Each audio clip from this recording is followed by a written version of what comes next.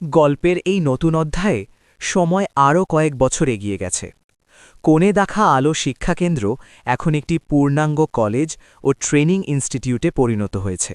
শুধু পড়াশোনা নয়, এখানে শিক্ষার্থীদের জীবন গড়ার শিক্ষা দেওয়া হয়, মানবিকতা, সাহস আর আত্মবিশ্বাস। আলোক এখন কলেজ শেষ করে উচ্চশিক্ষার জন্য প্রস্তুতি নিচ্ছে, কিন্তু তার মনে একটা দ্বন্দ্ব। সে কি বিদেশে যাবে, নাকি এখানেই থেকে তার মা বাবার গড়া স্বপ্নকে এগিয়ে নিয়ে যাবে? একদিন রাতে ছাদের উপর বসে সে আকাশের দিকে তাকিয়েছিল। লাজু এসে পাশে বসল। কি ভাবছ? লাজু জিজ্ঞেস করল। আলোক একটু চুপ থেকে বলল, আমি যদি চলে যাই তাহলে এই জায়গাটা কে দেখবে? লাজু মৃদু হেসে বলল, স্বপ্নকে এক জায়গায় আটকে রাখলে সেটা বড় হয় না। তুমি উড়তে শেখো, আমরা এখানে আছি। অনুভবও এসে যোগ দিল, তুই যেখানে থাকবি আমাদের স্বপ্ন তোর সাথে থাকবে। এই কথাগুলো আলোকের মনে সাহস জোগাল। অন্যদিকে মায়া এখন কলেজের প্রধান শিক্ষকদের একজন। সে তার নিজের জীবনের অভিজ্ঞতা দিয়ে ছাত্রদের অনুপ্রাণিত করে, কিন্তু তার নিজের জীবনেও একটা শূন্যতা ছিল। সে এখনও নিজের পরিবার গড়েনি। একদিন কলেজে নতুন একজন শিক্ষক যোগ দিল। তার নাম অর্ণব। সে খুব মেধাবী, শান্ত স্বভাবের এবং ছাত্রদের কাছে দ্রুত জনপ্রিয় হয়ে উঠল। প্রথম দিকে মায়া আর অর্ণবের মধ্যে শুধু কাজের সম্পর্ক ছিল, কিন্তু ধীরে ধীরে তাদের মধ্যে এক বিশেষ বন্ধন তৈরি হতে লাগল। একদিন অর্ণব বলল, তুমি সবসময় অন্যদের জন্য ভাবো, নিজের জন্য কিছু ভাবো না কেন? মায়া একটু হেসে বলল, হয়তো আমি নিজেকে ভুলেই গেছি। অর্ণব মৃদুস্বরে বলল, তাহলে আবার খুঁজে নাও। এই কথাগুলো মায়ার মনে দাগ কাটল। এদিকে সুদীপ আর নীলা এখন দেশের বিভিন্ন জায়গায় তাদের ট্রাস্টের কাজ ছড়িয়ে দিচ্ছে।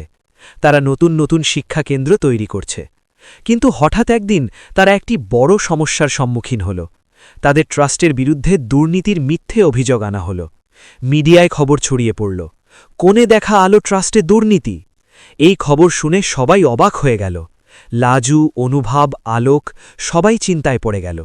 সুদীপ বলল, এটা আমাদের বিরুদ্ধে ষড়যন্ত্র, কেউ চায় না আমরা এগিয়ে যাই। নীলা দৃঢ়ভাবে বলল, আমরা সত্য প্রমাণ করব। তারা তদন্ত শুরু করল। অনেক খোঁজাখুঁজির পর জানা গেল এই ষড়যন্ত্রের পেছনে সেই রাঘবেরই হাত আছে, যে আগে তাদের জমি দখল করতে চেয়েছিল। এইবার লড়াই আরও কঠিন ছিল, কারণ এটা শুধু তাদের সুনামের প্রশ্ন না, তাদের গড়া সবকিছুর অস্তিত্বের প্রশ্ন। আলোক সামনে এসে বলল, আমরা ভয় পাব না, আমরা সবাই একসাথে লড়ব। মায়া, অর্ণব, ছাত্ররা সবাই এক হয়ে গেল। তারা প্রমাণ সংগ্রহ করতে শুরু করল। অবশেষে আদালতে সব সত্য সামনে এলো। রাঘবের ষড়যন্ত্র ফাঁস হয়ে গেল। আদালত তাকে কঠোর শাস্তি দিল।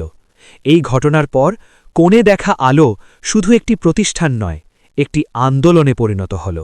মানুষ বুঝতে পারল সত্যকে থামানো যায় না। এই ঘটনার পর আলোক তার সিদ্ধান্ত নিল, সে বিদেশে যাবে, নতুন জ্ঞান অর্জন করবে এবং একদিন ফিরে এসে এই প্রতিষ্ঠানকে আরও বড় করবে। বিদায়ের দিন সবাই খুব আবেগপ্রবণ হয়ে পড়ল। লাজু আলোককে জড়িয়ে ধরে বলল, তুমি আমাদের গর্ব। অনুভব বলল, মনে রেখো, তুমি যেখানে যাবে এই আলো তোমার সাথে থাকবে। সুদীপ বলল, শিখে ফিরে আসো, আমাদের স্বপ্ন আরও বড় করতে হবে।